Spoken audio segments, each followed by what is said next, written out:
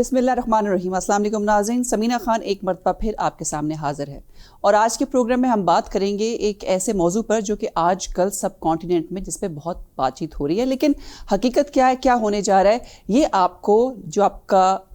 Local media ہے وہ نہیں بتا رہا۔ بہت بات سنی ہوگی آپ نے کہ پاکستان میں ابھی حال ہی میں ہمارے آرمی چیف نے، جنرل باجوہ نے ایک بہت ہائی سیکیورٹی میٹنگ کی جس میں انہوں نے تمام حاضر سروس اور ریٹائرڈ جرنیلوں کو بلایا،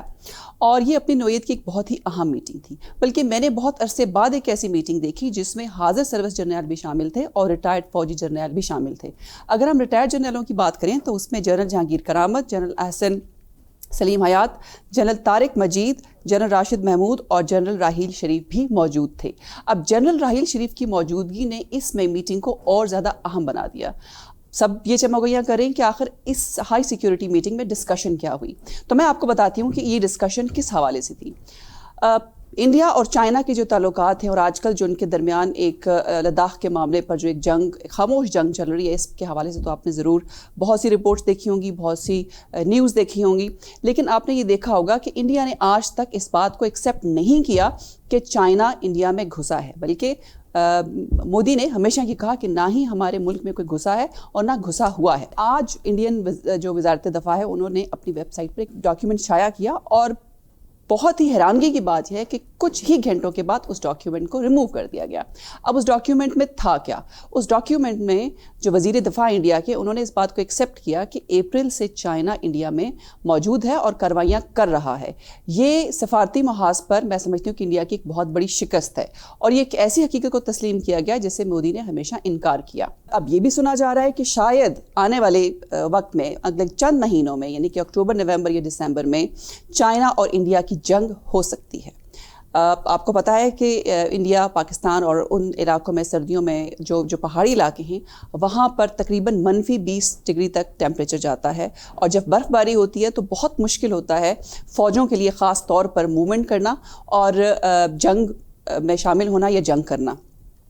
تو یہ کہا یہ جا رہا ہے کہ جو جنرل باجوہ نے ایک میٹنگ بلائی پاکستان میں اور جس میں حاضر اور ریٹائرڈ جرنیل شامل تھے، اس میں اس حوالے سے خطے کی صورتحال پر بحث کی گئی، اور شاید چائنا نے پاکستان کو اور پاکستان کی فوج کو آلریڈی انفارم کر دیا ہے کہ ان کا آگے جانے والا لائے عمل کیا ہے، اور اس حوالے سے پاکستانی فوجیں بھی تیار رہیں۔ اور ویسے بھی ہماری پاکستان آرمی ہر طرح کی صورتحال سے نمٹنے کے لیے ہمیشہ تیار رہتی ہے، لیکن یہ اپنی نوعیت کی ایک بہت اہم میٹنگ تھی۔ لگتا کچھ ایسے ہے کہ چائنا کی اسٹریٹجی یہ ہوگی کہ وہ اپنے طریقے سے اگلے چند مہینوں میں جب سردیاں بڑھیں گی تو وہ انڈین فوجوں کی جو سپلائی لائن ہے اس کو کاٹنے کی کوشش کرے گا، اور جب انڈین فوجیں اپنے ان علاقوں تک پہنچ نہیں پائیں گی جہاں پہ جا کے چائنا کی ایک کوشش ہوگی کہ جنگ کرے، اور اس کے بعد ان فوجوں کو آ دبوچیں گے، وہ سچویشن کو دوبارہ سے ریپیٹ کیا جائے گا جو 1971 میں